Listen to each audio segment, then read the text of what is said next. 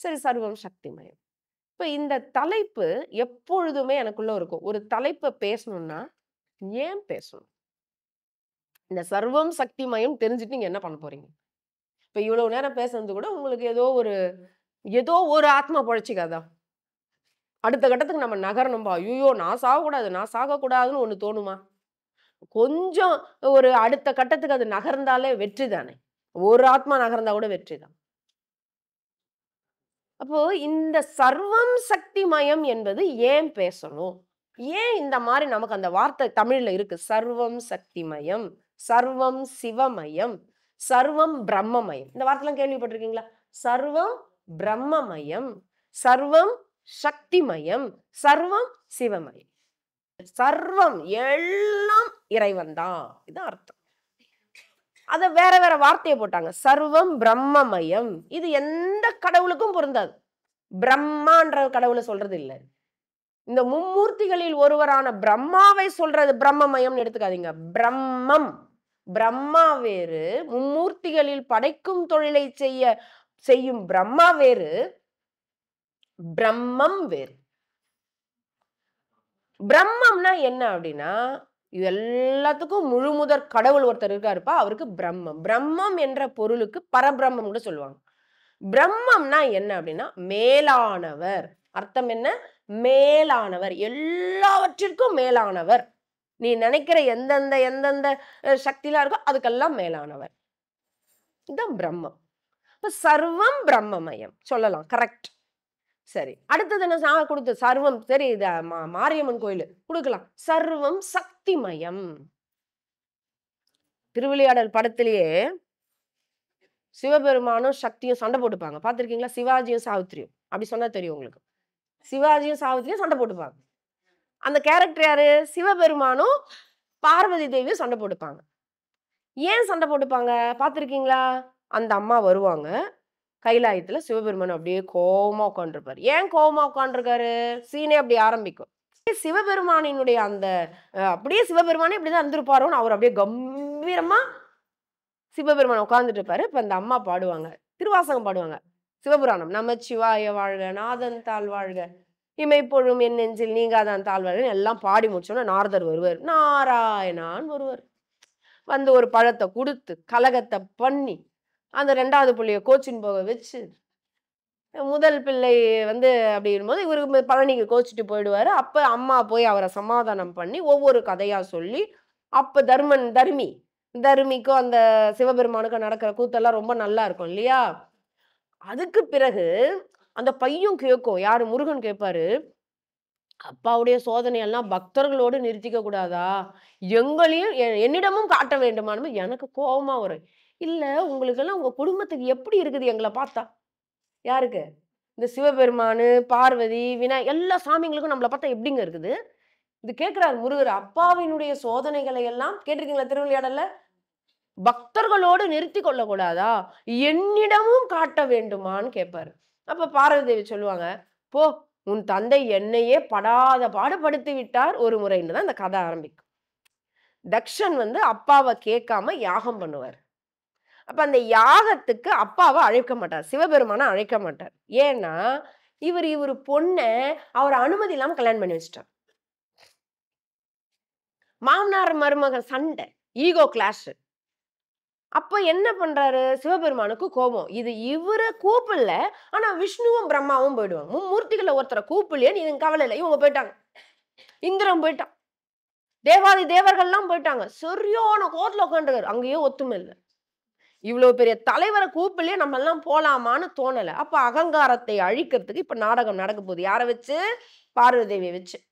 அந்த அம்மா ஒண்ணும் தெரியாம வந்து, ச்சே நம்ம புருஷன கூப்பிடாம நம்ம அப்பா இந்த மாரி யாகம் பண்றாரே, நம்ம போய் அப்பாக்கு நல்லது சொல்லணும். ஆனா புருஷன கேட்காம போ முடியாதே, அந்த யாகத்துக்கு அப்படின்னு சொல்லி, இவரே சரியான கோவத்துல உட்கார்ந்திருப்பாரு. அந்த சீன்லாம் போய் பாருங்களேன். நல்லா இருக்கும். உட்கார்ந்திருப்பாரு. இந்த அம்மா சுவாமி எங்க அப்பாவுடைய யாகத்துக்கு உங்கள கேட்காம பண்ணியிருக்காரு. நான் போயிட்டு வரவா? அப்படின்னவுடனே அவர் சொல்லுவாரு, உன் தந்தை என்ன கேட்காம, என்ன அனுமதி இல்லாம, என்ன அழைக்காம யாகம் பண்றான். அதுக்கு வேற நீ போவியா? இல்ல. அவருக்கு நல்ல புத்தி சொல்ல தான் நான் போறேன். நீ ஒண்ணும் நல்ல புத்தி சொல்ல தேவையில்ல. நல்ல புத்தி சொல்றதுக்கு நான் வந்து வீரபத்ரனை அனுப்பிட்டேன். நான் வீரபத்ரன் அங்க அனுப்பிட்டேன். அவன் போய் அவனுக்கு நல்ல புத்தி அவன் சொல்லுவான். அதனால நீ ஒண்ணும் போ தேவையில்ல. இல்ல சுவாமி நான் போய் ஆகணும். எனக்கு அனுமதி குடுங்க. நல்லா இருக்கும் அந்த வசனம் ரொம்ப. சரி போ அப்படின்னுவாரு. பார்த்துருக்கீங்களா? போ. அந்த அம்மா சொல்லுவாங்க. போய் வா என்று சொல்லுங்களேன்.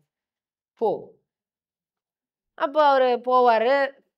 அந்த அம்மா இவரு சொல்லுவாரு, கணவனின் பேச்ச கேட்காம மனைவி போனது எவ்வளவு பெரிய சம்பவம் ஆவப்போதுன்றது உனக்கு இப்ப தெரியாது சக்தி. போயிட்டு வா. உனக்கு அப்பதான் தெரியும்னோன, அந்த அம்மா எதார்த்தமா பாவம். போனவொன்னே அங்க போய் அவங்க அப்ப கணவனுக்கு ஆதரவா தான் பேசுவாங்க. உன் புருஷன் ஒரு ஆளு, சுடுகாட்டுல டான்ஸ் ஆடுறவன், அங்க இருக்கிற கபாலத்தெல்லாம் எடுத்து மாலையா போட்டுக்கிறவன், அ அ பிணங்களோட டான்ஸ் ஆடுறவன், பேய்களோட நடனம் ஆடுறவன், பாம்புகள் எடுத்து ஆடையா அணிஞ்சுக்கிறவன், ஒரு கரடி தோலும், புலி தோலும் கேவலமா திட்டுனோனே அந்த அம்மாவுக்கு ரொம்ப கோவம் வந்துட்டு, "உனக்கு இவ்வளவு ஆணமா? இந்த யாகம் அழியட்டும். இதுல வந்தவங்கலாம் அழியட்டும்னு" அந்த அம்மா சாபம் குடுத்துட்டு அழுதுன்னு ஓன்னு வருவாங்க. வந்து, "பிரபு, சுவாமி இந்த மாரி நான் தப்பு பண்ணிட்டேன்." அப்படின்னவுனே இவருக்கு போனது முடிஞ்சது முடிஞ்சு போச்சு. இனி நம்ம 2 பேரும் சேர்ந்து வாழ முடியாது. நீ கிளம்பிடு. அந்த அம்மா சொல்லுவாங்க, "நான் உங்கள விட்டு போமாட்டேன். நான் சாபம் குடுத்துட்டு வந்துட்டேன். நான் நெறைய சாபம் குடுத்துட்டேன்.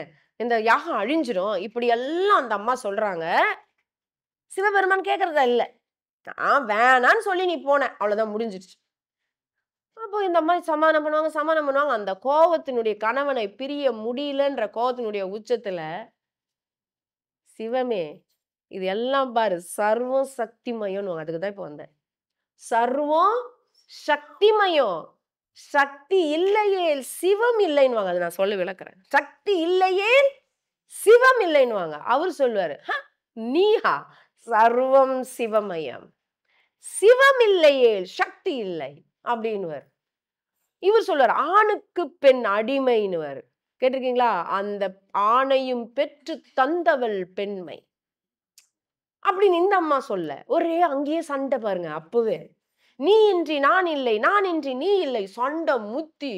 மாயான்னு அந்த அம்மா அங்க, இங்க அப்படியே தோன்றி அந்த அம்மா பாம்ப அனுப்ப சண்டை சிவனுக்கு சக்திக்கு நம்ம என்ன கணவன் மனைவி சண்டை. சரியான சண்டை நடந்து சிவபெருமான் அதுக்கப்புறம் அவர் அந்த ஆன்ம அக்னிய கொண்டு வந்து எரிச்சிருவார். முடிஞ்சு அதுக்கப்புறம் எப்படி ஆணுக்கு பேர் அது அர்த்தநாரீஸ்வரர் உருவம் குடுத்துருவாரு. இதுல எது நம்மனா சர்வம் சக்திமயம் அந்த அம்மா சொன்னது என்ன? சர்வம் சிவமயம்னு இவர் சொன்னது என்ன? 2த்துல எது சரின்னு நீங்க நினைக்கிறீங்க? இப்ப நான் ஒண்ணு சொல்றேன். இப்ப இங்க நெறைய மலர்கள குவிச்சு வச்சிருக்கீங்க. நெறைய மலர்கள். விதவிதமான மலர்கள் இங்க இருக்குன்னு வச்சுக்கோங்க. இல்ல ஒரு மலர்கள் கண்காட்சிக்கு நீங்க போறீங்க. இப்ப இங்க எவ்வளவு மலர்கள், எத்தன மலர்கள் இருக்குன்னு தெரியாது. இப்ப நீங்க ஊட்டி வந்தீங்கன்னா, ஊட்டி, கொடைக்கானல் அங்க மலர் கண்காட்சி வைப்பாங்க. சிங்கப்பூர்ல பார்த்தேன் நானு. நெறைய மலர்கள் இது. ஆனா இருந்தாலும் ஊட்டியில இருக்க மலர்கள், மலர்கள் தான். நெறைய ஒரு ரோஜா பூனாலே அதுல ஒரு 100 வெரைட்டி இருக்கும்.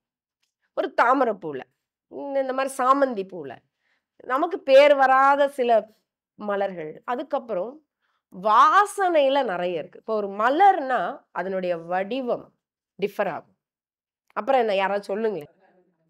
கலர், கலர், வடிவம், நிறம், மனம் அவ்வளவுதான். இந்த 3ஐ வைத்து தான் மலர்களை நாம் வித்தியாசப்படுத்துறோம். எல்லா விலங்குகளும் இந்த மாரி இருக்கு. எல்லா உயிரினங்களையும் வித்தியாசம் இப்படிதான். இப்ப நான் மலர்கள மட்டும் எடுத்துக்கிறேன். வடிவத்துல வித்தியாசம். இப்போ மல்லி மாரி முல்லை இருக்காது. இங்க இருக்குன்னு நெனைக்கிறேன். முல்லைப்பூ பார்த்திருப்பீங்க. முல்லை போல ஜாதி இருக்காது. இந்த 3ம் சம்பங்கின்னு ஒரு பூ இருக்கு. அது நீங்க பார்த்திருக்கீங்களான்னு தெரியாது. சம்பங்கி பூ மாலையிலலாம் இந்தியாவுல திருமண மாலைன்னா, அப்ப அததான் கட்டுவாங்க. இப்ப இல்ல. அதெல்லாம் மாறி போச்சு. அப்பல்லாம் திருமணம்னாலே சம்பங்கி பூ, ரோஜா பூ தான். மாலைனாலே இந்த 2 பூல தான் கட்டுவாங்க. சாமிங்களுக்கு சாமந்தில பூல கட்டுவாங்க.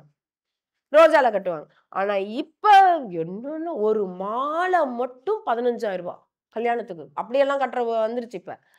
சோ அந்த மாதிரி வடிவமும், நிறமும், மணமும் மாறி இப்படி நெறைய மலர் கண்காட்சிக்கு நீங்க போறீங்க. இப்ப நம்ம என்ன சொல்லலாம்? சர்வம் மலர்மயம். சர்வம் பூ பூமயமா இருக்குப்பா அப்படின்னு சொல்லலாம். இன்னொன்னும் சொல்லலாம். சர்வம் இந்த இடமே பூவாசமா இருக்குல்ல. இந்த இடமே பூவாசமா இருக்குல்ல. இது ரெண்டுத்துல எது ஆன்சர் கரெக்ட்? இந்த இடமே பூவா இருக்குப்பா, இந்த இடமே பூவாசமா இருக்குப்பா அப்படின்றது எது கரெக்ட் ஆன்சர்? பூவாசமா இருக்கு இல்லையா? சரி, இப்ப நகை கடைக்கு போறோம். என்ன பண்ணுவாங்க? சின்ன சின்ன நகைங்களா இருக்கும். கம்மல், மூக்குத்தி, மோதிரம், அப்புறம் சின்ன நகைங்கன்னா டாலரு, அப்புறம் கொஞ்சம் செயினு, அப்புறம் என்ன பண்ணுவோம்னா நெக்லஸ், அப்புறம் அப்படி இப்படி இப்படி இருக்கு இல்லையா? வெள்ளி நகை கடை, தங்கம் நகை கடை, உள்ள டிபார்ட்மெண்ட் இருக்கும்ல. இப்போ நம்ம தங்க நகை கடைக்குள்ள போறோம்னு வச்சுக்கோங்க. தங்க செக்ஷன் போறோம். இப்ப என்ன பண்ணுவோம்ப்பா, எங்க பார்த்தாலும் நகை தான்ப்பா அப்படின்னும் சொல்லலாம்.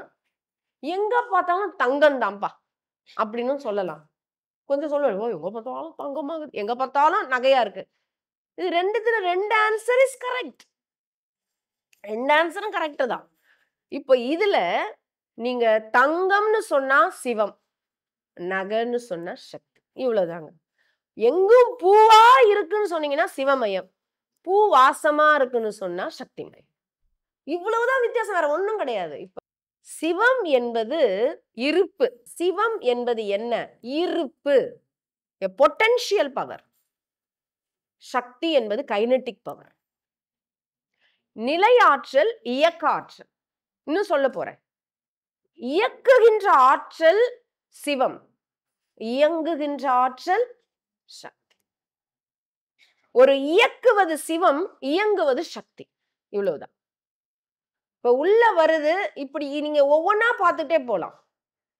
இப்போ ஒரு பொம்மை தான் இருக்கு. அந்த பொம்மையை இயக்குவது எது? இப்ப பொம்மை பாக்குறீங்க, பொம்மை இயங்குனா சக்திய பாக்குறீங்க. ஆனா இயக்குற சிவம் பேட்டரி. அதனுடைய வடிவம், அதை விட அதனுடைய மனம் தான். அதனால்தான் காலங்களில் அவள் வசந்தம், அந்த பாட்டு என்ன சொல்லுவாரு? மலர்களிலே அவள் மல்லிகை. ஏன் சொன்னாரு? அவ்வளவு வாசம். மல்லிப்பூனா அவ்வளவு வாசம். அப்ப எத்தனையோ அழகான மலர் இருக்கு. தாமரை பூவை விடவா, ரோஜாவை விடவா? ஆனா ஏன் சொன்னாரு கண்ணதாசன்? மலர்களிலே அவள் மல்லிகை என்பது, மல்லிகை பூ ஒரு இடத்துல இருக்கும், அப்படியே வாசம் கமழும். அப்ப அந்த மலரின் பெருமை மனத்தில் இருக்கிறது. இத புடிச்சிட்டீங்களா? சிவத்தின் பெருமை சக்தியில தான். ஒரு சிவமே இருந்துச்சுப்பா. இப்ப சிவம்னா என்ன? இருப்பாற்றல், பொட்டன்ஷியல் எனர்ஜி. அது வெளிப்பட்டாதான் சக்தி. நம்ம இப்ப பாக்குறோம். இப்ப சர்வம் சக்திமயம். எல்லாருமே சக்தி அம்சம் தான், ஆண் உட்பட. எல்லாமே சக்தி அம்சம் தான். நம்ம பெண்கள் மட்டும் கிடையாது, ஆண்கள் சிவ அம்சம்லாம் கிடையாது, ஆண்களும் சக்தி அம்சம் தான். அப்ப வெளிப்படாம ஒண்ணு இருக்கு இல்லையா, அதுதான் சிவம். ஆனா இந்த சக்தி யாரு? சிவத்திலிருந்து வெளிப்பட்டது. சிவம் வேறு, சக்தி வேறு கிடையாது. மாணிக்கவாசகர் சொல்லுவாரு, எங்க அம்மா சக்தி இருக்காளே, அவன் சிவனுக்கு மனைவி மட்டுமா? மகள், சகோதரி, தாயும் ஆவாள்னு சொல்லுவாரு. அபிராமி பட்டரும் சொல்லுவாரு. இவள் அபிராமி பட்டரும் இந்த வார்த்தை யூஸ் பண்ணுவார். அபிராமி அந்ததில மாணிக்கவாசகரும் சொல்வாரு, தாயாகிய அம்பிகை என் தந்தையாகிய சிவனுக்கு மகளும் ஆவாள், சகோதரியும் ஆவாள், தாயும் ஆவாள். எப்படி அது? முதல்ல வெளிப்பட்ட ஒரே பெண், அதுல இருந்து வெளிப்பட்டதை பெண் அம்சமாக பார்த்தார்கள். இது நீங்க புராணத்தை கடந்துதான் சிந்திக்கணும். இந்த புராணம் சொல்லும் தத்துவம் என்ன? சர்வம் சக்திமயம்னா என்ன? புராணத்தின் வழி நம்முடைய சம்பிரதாயம் என்ன சொல்ல வருது? சிவம் என்பது என்ன? சிவபெருமான்னா யாரு அப்படின்னா ஆதி தெய்வம். அவருக்கு பேர் என்ன? ஆதி சிவன். கொஞ்சம் உள்ள போனா இன்னைக்கு நிறைய இதுதான் சொல்லுவாங்க. இந்த அறிவு இருக்கு இல்லையா, இப்ப 6வது அறிவுன்னு ஒண்ணு இருக்கு. 6வது அறிவுனா என்னன்னா, நான் சொல்லிட்டேன், பகுத்தறிவுன்னு நீங்க சொல்லிட்டீங்க. இப்ப இந்த 6வது அறிவுக்கு எவ்வளவு லிமிட் இருக்கு தெரியுமா? இந்த 6வது அறிவு, இப்ப 5 அறிவு வரைக்கும் ஒரு லிமிட். இப்போ ஓரறிவுனா என்ன? ஓரறிவு சரி, 5 அறிவுனா என்னன்னு முதல்ல எனக்கு சொல்லுங்க. அது கிளாரிஃபிகேஷன். ஏன்னா 6வது அறிவுக்குள்ள ஜம்ப் பண்ணி நான் போயிட்டேன். நான் என்ன 5 அறிவு ஜீவராசியா அப்படின்னு கேட்பீங்க இல்லையா? இப்ப இந்த 5 அறிவுக்கு எனக்கு ஓரறிவு தாவரத்துக்கு தெரியுது. இப்படி யூஸ் பண்ணிருக்கீங்களா? ஓரறிவு தாவரம், 5 அறிவு அப்படின்னு நம்ம சொல்றோம்.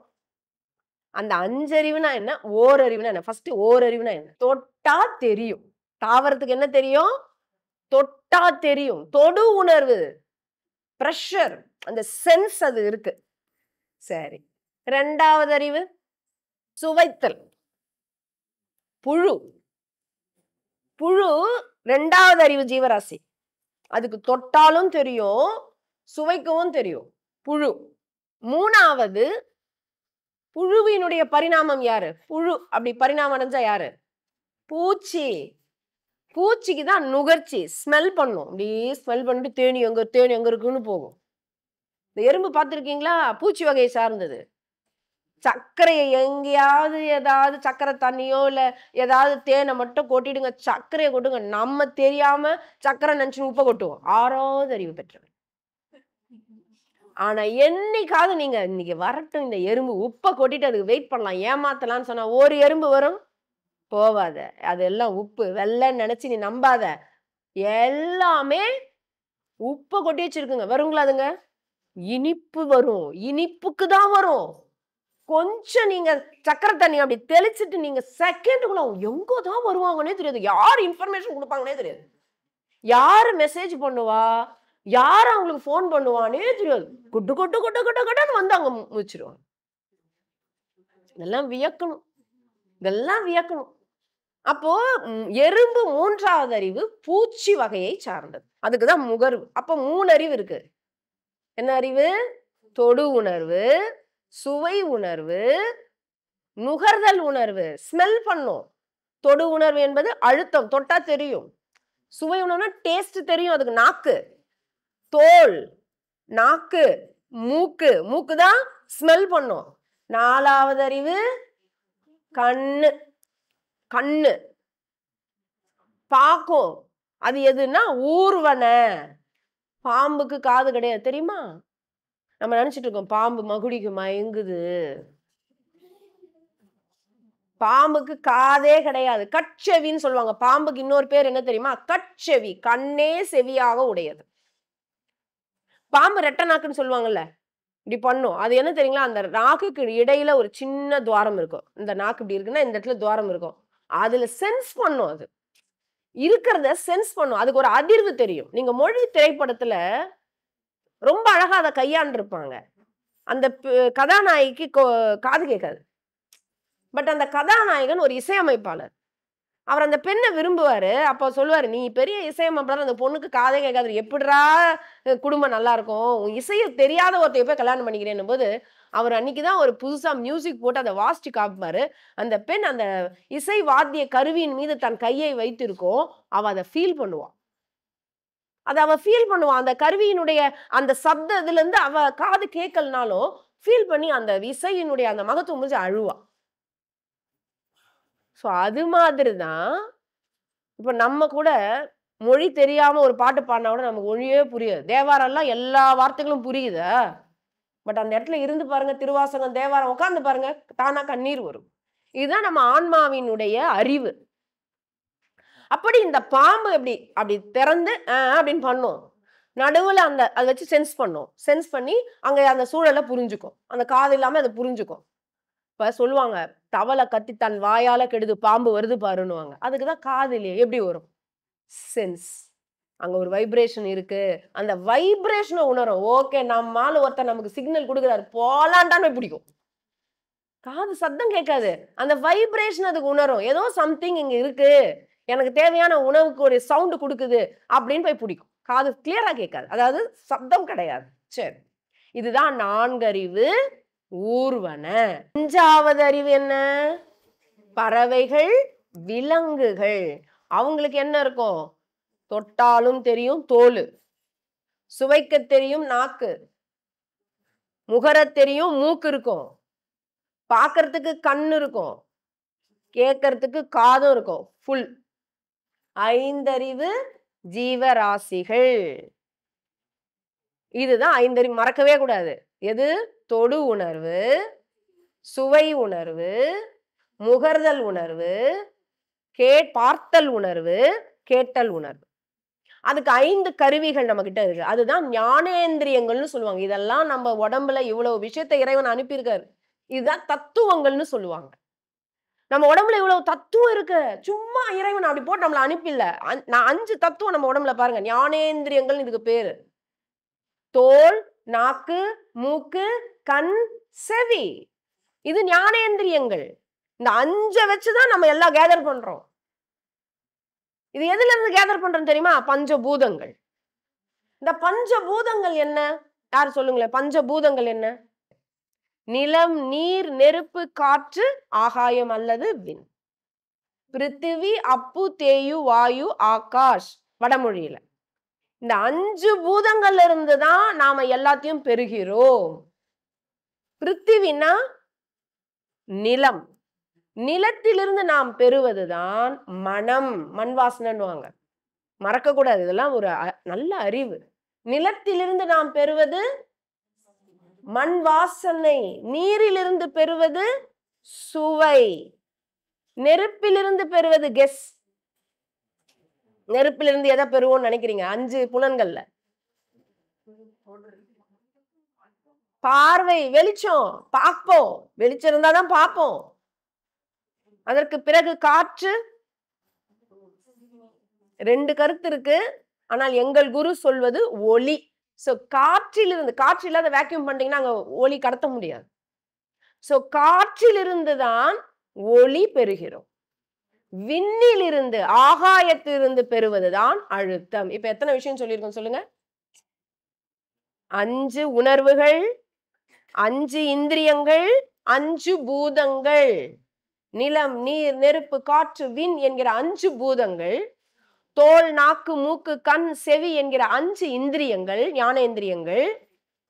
தொடு உணர்வு, சுவை உணர்வு, நுகர்ச்சி உணர்வு, பார்த்தல் உணர்வு, கேட்டல் உணர்வு என்கிற 5 அறிவுகள். இதான் 5 அறிவு.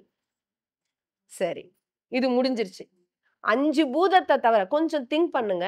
இந்த உலகத்துல நீங்க அப்படியே சர்வம் சக்திமயம். இந்த உலகத்தை அப்படியே ஒரு வாட்ச் பண்ணுங்க. இந்த 5 பூதங்களை தவிர்த்து வேற ஏதாவது இருக்கான்னு கொஞ்சம் திங்க் பண்ணுங்க. கொஞ்சம் அறிவை அப்படி எல்லாத்தையும் பாருங்க. இத பாருங்க, இத பாருங்க. உங்க வீட்டுல யூஸ் பண்ற பொருள்களை பாருங்க. நீங்க உங்களை பாருங்க. சாப்பிடுற சாப்பாடு பாருங்க. பயன்படுத்தும் ஆடைகளை பாருங்க. போடுற நகைகளை பாருங்க. தொடர்பு கொள்ற நபர்களை பாருங்க. இந்த 5 பூதத்தை தவிர வேற ஏதாவது இருந்தா நீங்க சொல்லலாம். வேற ஏதாவது?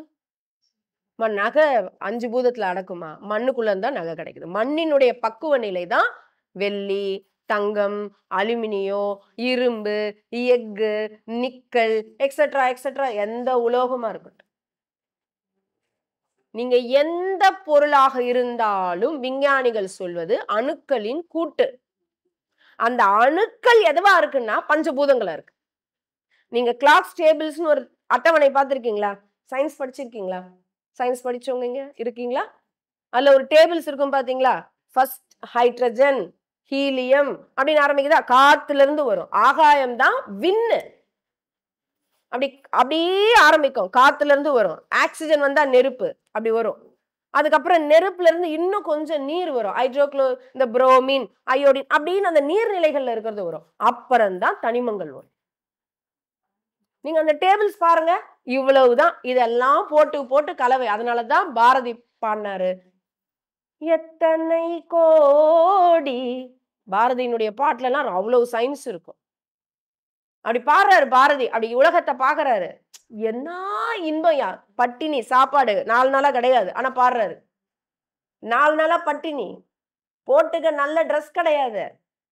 அவரை சொல்லுவாங்க, அவர் ஏன் கோட்டு போட்டாருன்னா உள்ள கிழிசல மறைக்க ஒரு கோட்டை போட்டுன்னு போனாருன்னு. அவங்க எத்தனை கோடி. ரொம்ப ஆழமான பாட்டு. உள்ள வாங்க. இன்பம் வைத்தாய் எங்கள் இறைவா, இறைவா, இறைவா. அத சொல்றாரு. அத்தனையும் வண்ண களஞ்சியங்கள். எல்லாம் வண்ண களஞ்சியமா இருக்கு.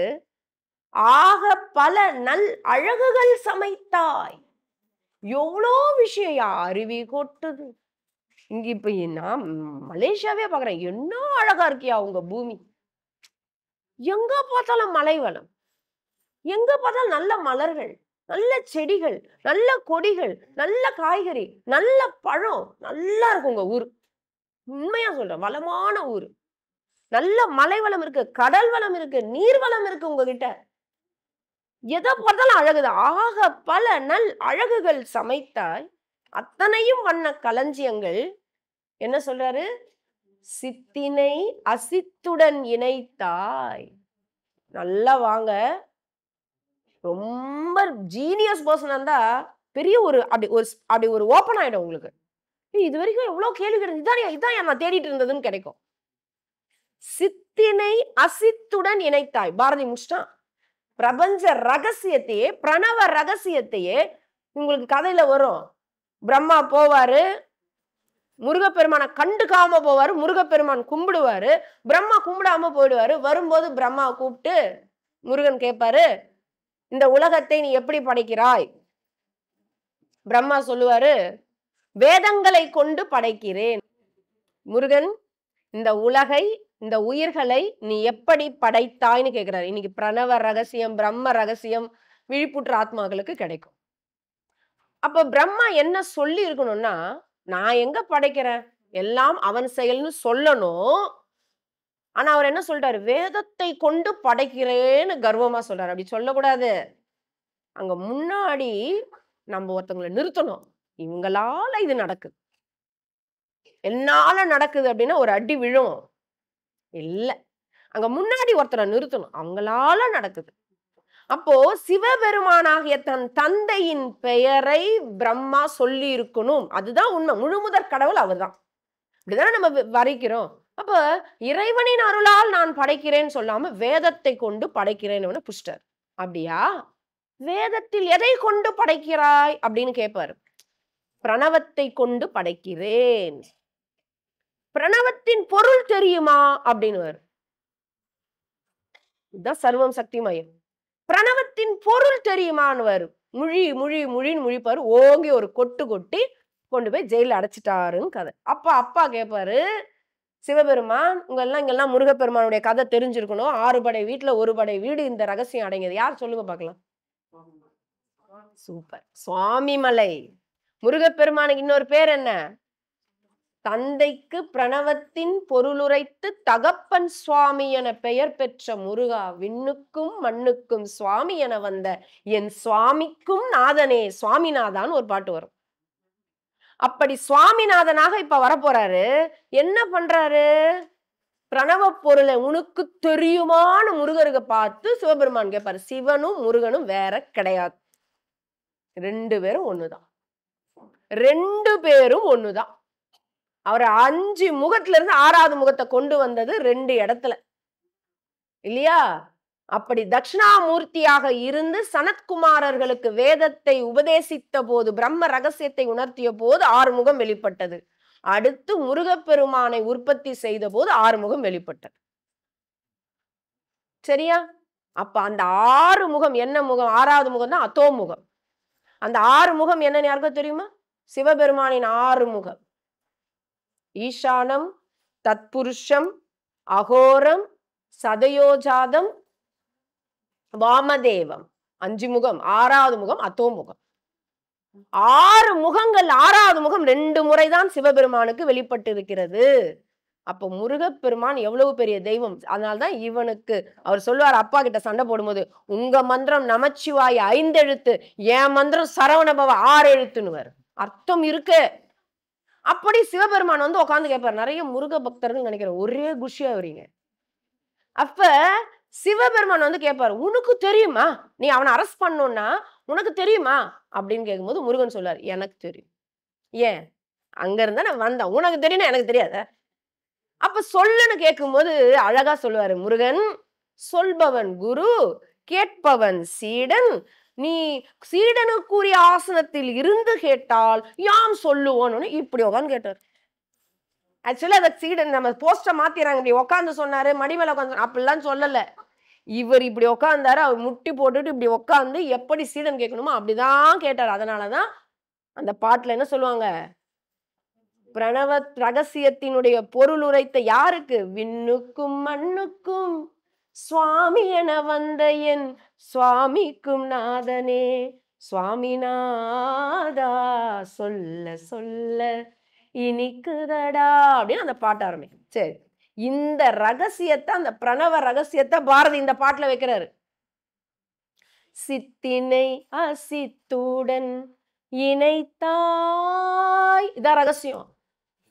ஆ உ மா, ஓம் தான் பிரணவம். பிரணவம்னா என்ன? ஓம். இந்த அம்மாக்கு என்ன சொல்லுவாங்க? நீங்க எத்தனை தெய்வம் இருக்கும். ஓம் நமோ நாராயணா, ஓம் நமச்சிவாய, ஓம் கணபதியே நமக, ஓம் சரவணபவ. 2 பேருக்கு தான் அதிகமா ஓம பயன்படுத்துவோம். நல்லா யோசிச்சு சொல்லுங்க. 2 சாமிங்களுக்கு தான் எத்தனை சாமி ஓம் சொன்னாலும், ஆனா 2 கடவுளுக்கு ஓம் அதிகமா பயன்படுத்துவோம். யார் சொல்லுங்க? 1 சக்தி, 2வது முருகன். முருகனுக்கு தான் ஓம் போட்டு உள்ள இருப்பார் முருகர் வேலோட. பார்த்திருக்கீங்களா? அடுத்தது ஓம் சக்தி. இந்த பிரணவம் என்பதனுடைய தத்துவம் என்னன்னா, சக்தியும் முருகனும் தான். பிரணவத்திற்கு அப்பாற்பட்டவர் சிவம். வெளிப்பாடு பிரணவம். ஓரளவுக்கு சொல்லிட்டு போறேன். இதை வச்சு நீங்க நிறைய படிங்க. இது பெரிய ரகசியம். ஏன்னா முருகன் உட்கார்ந்து இப்படி கேட்டு சிவபெருமான் கேட்டு முருகன் சொன்னது. அத பாரதி வழி நான் ஓரளவுக்கு சொல்ல பார்க்கிறேன். எங்க அருட்தந்தை இதை பிரம்மாண்டமா விளக்கியிருக்காரு. இதை விட பிரம்மாண்டம் வள்ளல் பெருமானார் விளக்குன்னு விளக்கியிருக்காரு. இந்த பிரணவ ரகசியம் தெரிந்து கொள்வது தான் நம்முடைய, நான் சொன்ன 6வது அறிவுனா என்ன அப்படின்னா, லிமிட்லெஸ் அறிவு. 5 அறிவு வரைக்கும் பாத்தீங்க. 6வது அறிவுனா என்ன? ஐயோ, நீ எவ்வளவு வேணாலும் தெரிஞ்சுக்கலாம்யா. வள்ளல் பெருமானா தெரிஞ்சுக்கிட்ட அளவுக்கு நீ போய் தெரிஞ்சுக்கலாம். மொத்த ரகசியம் தெரிந்து கொள்ள அளவுக்கு இறைவன் 6வது அறிவு வச்சிருக்காரு. ஏன்னா இது ரொம்ப ஆராய்ச்சி பண்ணுங்க. 5 அறிவுனா 5 பூதத்துல இருந்து பெறுகிறோம். இப்ப நான் சொன்னேன் எல்லாத்தையும் பாருங்க 5 அறிவு இருக்கு. 5 பூதம் தான் இருக்கு. அடுத்து என்ன இருக்கு? கொஞ்சம் சிந்திங்க. அடுத்து என்ன இருக்கு? 5 பூதத்துக்கு அப்புறம் என்ன இருக்கு? கடவுள் மட்டும்தான் இருக்கு. கொஞ்சம் அப்படி உள்ள வந்துட்டீங்க, பிரம்மாண்ட அறிவு. 5 பூதம் இருக்கு. 5 பூதத்தை கடந்து ஒரு விஷயம் இருக்குன்னா ஒன்லி கடவுள் மட்டும்தான் இருக்காரு. அப்ப 5 அறிவுக்கு 5 அறிவு ஜீவன் வந்துருச்சு. இறைவன் பார்க்கிறாரு, என்ன யாரு தெரிஞ்சுப்பா, இவ்வளத்தையும் நான் உருவாக்கிட்டு, இவ்வளவுமா வந்திருக்கேன், இவ்வளவு பெரிய அண்ட சராசரம், இத்தனை உயிர்கள், இத்தனையா வந்திருக்கேன், என்ன யார் தெரிஞ்சுப்பானும் போது அப்படி 6வது அறிவு கொடுக்கிறாராம் இறைவன். கொஞ்சம் உள்ள வாங்க. 6வது அறிவு கொண்ட ஜீவனாக வருகிறார். அதுதான் மனிதன். அவரை அறியும் அறிவு. இறைவனை அறியும் அறிவுக்கு பெயர் 6வது அறிவு. அது எவ்வளவு? இறைவனை போலவே லிமிட்லெஸ். சித்தினை அசித்துடன் இணைத்தாய். பாரதி என்ன சொல்றாரு? இந்த 6வது அறிவினுடைய சிறப்பு என்னன்னா, நீ எவ்வளவு வேணாலும் தெரிஞ்சுக்கலாம். லிமிட்லெஸ். கடவுளை போல லிமிட்லெஸ். அதான் 6வது அறிவு. லிமிட்லெஸ். இப்ப நீங்க மகான்களை பற்றி படிச்சிருப்பீங்க. இங்க இருந்து எங்க நடக்குதுன்னு சொல்லுவாங்க. நீங்க வந்தீங்கன்னா ஃபுல்லா உங்க பேர்ல இருந்து உங்க ஜாதகத்துல இருந்து சொல்லுவாங்க. எப்படி? 6வது அறிவினுடைய லிமிட்லெஸ்க்கு போயிட்டான்.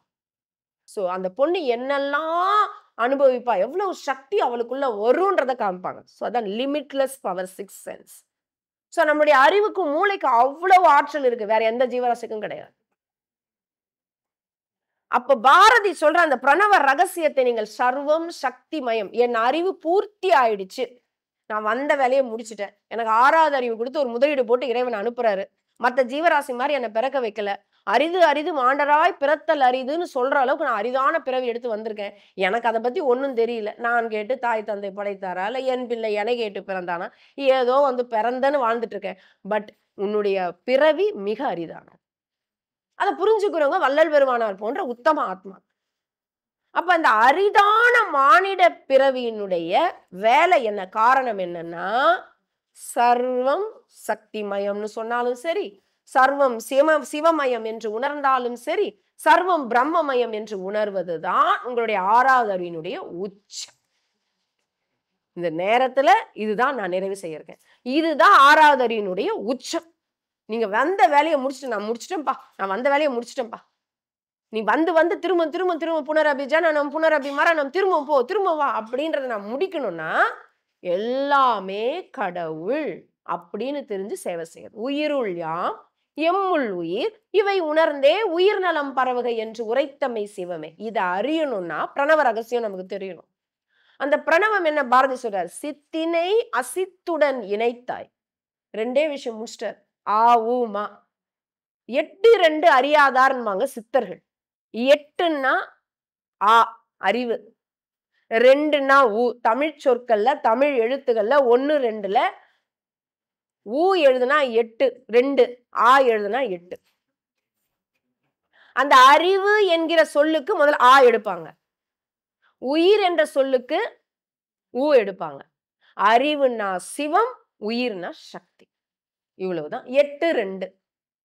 சித்தினை அசித்துடன் இணைத்தாய். சித்துனா உயிர், அசித்துனா சிவம். இது 2 தான் விஷயம் இங்க. வேற அதனாலதான் சிவம் சக்தி நம்ம அம்மா அப்பா அம்மா அப்பா அம்மா அப்பான்றாங்க. அறிவும் உயிரும் இணைந்தது. அறிவாகிய சிவமும் உயிராகிய சக்தியும் இணைந்தார்கள். அறிவுனா வெளி, சக்தினா வெளியிலிருந்து வெளிப்பட்ட விண் முதல் அப்படி சுழற்சி வந்தது. இது இரண்டும் இணைந்ததுதான் உலகம். இதுதான் பிரணவ ரகசியம். அகார உகார மகாரம். ஓம் என்ற ஓரெழுத்தில் 5 எழுத்தென்பார் வெண்ணிலாவே அது ஊமை எழுத்தாவதென்ன வெண்ணிலாவேன்னு வள்ளல் பெருமானார் கேட்பாரு. முப்பொருளும் ஒன்றதென்பார் வெண்ணிலாவே அந்த மூன்றும் ஒன்றாய் முடிந்ததென்ன வெண்ணிலாவேன்னு கேட்பார். நிறைய இந்த மாதிரி கேட்பார். சச்சிதானந்த கடலில் வெண்ணிலாவேன்னு நிறைய இந்த மாதிரி விஷயங்கள். சச்சிதானந்தனா இதுதான். சத்துன்னா சிவம், சித்துன்னா சக்தி, அனந்தம்னா அனந்த கோடிகள் நம்ம எல்லாம். இதுதான் பிரணவ ரகசியம். அப்ப இது எல்லாம் சிவமும் சக்தியும் இணைந்த கூட்டுதான் இந்த உலகங்களும் உயிர்களும். இதத்தான் முருகன் யார்கிட்ட கேட்டா, பிரம்மா கிட்ட. எப்படி படைக்கிறேன்னா ஒரு முழிச்சார். இதுதான் பிரணவ ரகசியம். அப்ப எல்லாம் சர்வம் சிவமயம்னு சொன்னாலும் சரி, சர்வம் சக்திமயம்னு சொன்னாலும் சரி, இந்த 2 பேரை கடந்து சர்வம் பிரம்மமயம்னு சொன்னாலும் சரி. சித்தினை அசித்துடன் இணைத்தாயதில் சேருமைம்பூதத்து வியன் உலகம் சமைத்தாய். இறைவன் சமைக்கிறது எப்படி இருக்கு? 2 பொருள். சித்து அசுத்து எடுத்தார். நம்ம வீட்டு கிச்சன்ல எவ்வளவு திங்ஸ் இருக்கு? எவ்வளவு? அதெல்லாம் இல்லையா. இறைவன் 2 வச்சுக்கிட்டாராம். சித்து முதல்ல சிவன் இருந்தாரு. சிவம் என்ன ஆனாரு? அசையும் பொருளாகி சக்தியா மாறினாரு, உயிரா மாறினாரு. 2த்தையும் சேர்த்தாங்களாம். சேர்த்து இவ்வளோ படைப்புகள். எங்க ஐயா வள்ளல் பெருமானார் சொல்றார், வித்தியல் ஒன்றாய் விளைவியல் பலவாய் சித்தெல்லாம் செய்தது பாருன்னுவார். எங்கடா போய் அவங்கிட்டே போய் சித்து காட்டுறான் நிக்கிறீங்களடா, இறைவன் செஞ்ச சித்த விடவான்னுவார். ஒரே வித்து இவ்வளவு விளைவு. அப்ப இறைவன் தான் அத்தனையும் என்பதை ஒருவாறு இந்த இடத்தில் நாம் உணர்ந்திருக்கிறோம். சித்தினை அசித்திடன் இணைத்தாய் அதில் சேருமை பூதத்து வியன் உலகம் சமைத்தாய். பக்தி என்றொரு நிலை வகுத்தாய், முக்தி என்றொரு நிலை வகுத்தாய், அதில் முழுதினையும் உணரும் உணர்வு அமைத்தாய் பரமான்னு சொல்லி பாரதி பாடுவார். சோ இதுல இருந்து எல்லாம் சக்திமயம் சிவமயம். எப்படின்னா சிவமே தான் சக்தியா மாறுச்சு, சக்தியா மாறி சக்தியோடு இணைந்தது. இணைந்த தோற்றங்கள் தான் முருகப்பெருமான்னு சொல்லுவாங்க. இந்த 2 பேரும் இணைஞ்சு வந்ததுதான் முருகன். விநாயகர் யாருன்னா பூதம். அப்படியெல்லாம் நிறைய கருத்துகள் ஆடியோல இருக்கு. அடியேன் பேசியது இதெல்லாம் ஒரு 8 10 மணி நேரம் பேசியிருக்கோம் இந்த சப்ஜெக்ட். இது விஷயமா. சோ ரொம்ப பெரிய விஷயம் இது. ஒருவாறு இன்று நீங்கள் கேட்டதற்கு, நீங்க ரொம்ப ஆர்வமா கேட்டுக்கொண்டிருப்பதனால ஒருவாறு இதை விளக்கி இருக்கிறோம். சர்வம் சக்திமயம். இதை ஏன் நாம தெரிஞ்சுக்கணும் அப்படின்னா, எங்க வள்ளல் பெருமானார் சொல்வாரு, எல்லா உயிர்களுமாக நானே இருக்கும் பொழுது எந்த உயிர் மேல நீ பேதம் காண்பிப்ப? நமக்கு பேத உணர்வு வராது. எல்லாமே இறைவன் அப்படின்னும் போது நமக்குள்ள என்ன வரும்? பேதம் போயிடும். பேதம் போயிடுச்சு அப்படின்னால அன்பு பெருகும். இந்த பேதம் தானே நமக்குள்ள அன்பை குறைக்குது. அப்ப பேத உணர்வை நீக்குவதற்கான ஒரே வழி சர்வம் இறைவன், சர்வம் சக்திமயம், சர்வம் சிவமயம், எல்லாமே பிரம்மம் தான். இதுல எங்கிருந்து வருகிறது பேதம்? காக்கை குருவி எங்கள் ஜாதி, நீல் கடலும் மலையும் எங்கள் கூட்டம். யாரு? பாரதியார். காக்கா குருவி என் ஜாதி. மனுஷங்களே ஜாதி பாக்குறீங்களே, இங்க இல்லைன்னு நினைக்கிறேன். நீல் கடலும் மலையும் எங்கள் கூட்டம்னா எல்லாம் நானும் விண்ணு அதுவும் விண்ணு. இதுல என்ன வித்தியாசம் இருக்குன்னு பாரதி. நானும் விண்களால் ஆனது, காக்கா குருவியும் விண்களால் ஆனது, அதுவும் உயிர் நானும் உயிர். கடலும் மலையும் விண்களால் ஆனது. இதிலிருந்து எங்கிருந்து வருகிறது வித்தியாசம். அந்த வித்தியாசம் போயிடும். அப்ப வள்ளல் பெருமானார் ஒருமை உணர்வு வேணும்ன்றார். எல்லாரையும் ஒண்ணா பாருங்க. அதான் ஆண்மநேய ஒருமைப்பாட்டு உரிமை என்பார் வள்ளல் பெருமானார். அப்ப அந்த நிலை வரும்பொழுது ஜாதி சமயம் சண்டை, சமய சண்டை, குலச்சண்டை, இனச்சண்டை, மொழிச்சண்டை, நாட்டு சண்டை எல்லா சண்டையும் ஒழிச்சிடலாம். யார் ஒருவருக்கு இந்த ஞானம் வருகிறதோ சர்வம் சக்திமயம் அப்படின்ற அந்த ஞானம் வர வர நமக்குள்ள என்ன வரும்? அன்புதான் வரும். பேதம் போயிடும். நான் பெருசு, என் ஊர் பெருசு, என் நாடு பெருசு, அது பெருசு ஒன்னும் கிடையாது. எல்லாம் ஒன்றே என்ற அந்த பாவம் வரும்போது நமக்குள்ள என்ன வரும்? அன்பு பெருகும். அன்பு மட்டும் இந்த உலகத்துல வந்துருச்சுன்னா உலகம் எப்படி இருக்கும்? வீடு எப்படி இருக்கும்? சமுதாயம் எப்படி இருக்கும்? மகிழ்ச்சியா இருக்கும். எல்லாரும் ஒருத்தர் ஒருத்தர் பார்த்து சொர்க்கத்துல போய் எல்லாரும் ஆன்ம ரூபமா இருக்கிறத விட கண்ணதாசன் சொல்லுவாரு, சட்டி சுட்டதடா கை விட்டதடா. அதுல வரும் பாட்டு, பிறக்கும் முன்னே இருந்த உள்ளம் இன்று வந்ததடா, இறந்த பின்னே வரும் அமைதி வந்து விட்டதடா. அதுல ஒரு வார்த்தை சொல்லுவார், எறும்பு தோலை உரித்து பார்க்க யானை வந்ததடா, என் இதய தோலை உரித்து பார்க்க ஞானம் வந்ததடான்னு. எறும்பு தோலை உரிக்க யானை வந்தா எப்படி இருக்கும்? அப்படி நான் இதய தோலை உரித்து பார்க்க ஞானம் வந்ததடா. இப்பதான்டா தெரியுது நான் பிறக்கிறதுக்கு முன்னாடி என்னவா இருந்தேன், இறந்த பிறகு இந்த நடுவுல தானடா இத்தனை முத்திரை எடுத்து எனக்கு குத்துறாங்க. பிறந்து பாப்பா வந்த உடனே நேம், அதுக்கப்புறம் டேட் ஆஃப் பர்த், அம்மா பேர், அப்பா பேர், ரிலீஜியன், காஸ்ட் எல்லாம் ஃபீமேலா மேலா மொத்தம் ஊத்தி அதுக்கு ஒரு அடையாளத்தை கொடுப்போம். இறந்த பிறகு ஒன்லி பாடி. அவ்வளவுதானே. பிறக்கிறதுக்கு முன்னாடி நீ என்னவா இருந்தா இறக்குது அதை இப்பயே வாழ்ந்துறண்டா. இதுதான் சர்வம் சக்தி. ஆன்மஸ்வரூபங்கள் எல்லாம் ஆன்மஸ்வரூபம், எல்லாம் கடவுளுடைய சொரூபங்கள் என்று உணர்ந்தால் உலகத்தில் இது சாதாரண தலைப்பில்ல, சாதாரண உணர்வு இல்ல. இப்ப எல்லாரும் இப்படியே போய் பாருங்க, சமாதானம். எல்லாம் சாமி, எல்லாம் சாமி, எல்லாம் சாமி. அதனாலதான் மாலை போட்டா மட்டும் சாமி சாமி சாமின்னு சொல்லுவீங்க. எப்பவுமே இருங்களேன், எல்லாரும் தெய்வங்கள் என்று உணர்ந்து ஒருவருக்கு ஒருவர் அன்பு பாராட்டி கொண்டு ஒத்துமையா மகிழ்ச்சியா இருக்கிற வாழ்க்கை சந்தோஷமா வாழ்ந்துட்டு போங்கயா. நீயும் நல்லா இரு. சொல்லுவாங்க இல்லையா, வாழு வாழ விடு வாழ வை. இவ்வளவுதான் வாழ்க்கை. அம்மா அவர்களின் பதிவுகளை பெற இந்த யூடியூப் சேனலை சப்ஸ்கிரைப் செய்யவும். மேலும் விவரங்களுக்கும் அம்மா அவர்களின் நேரடி மற்றும் இணைய வழி வகுப்புகளில் கலந்து கொள்ள தொலைபேசி எண்ணை தொடர்பு கொள்ளவும்.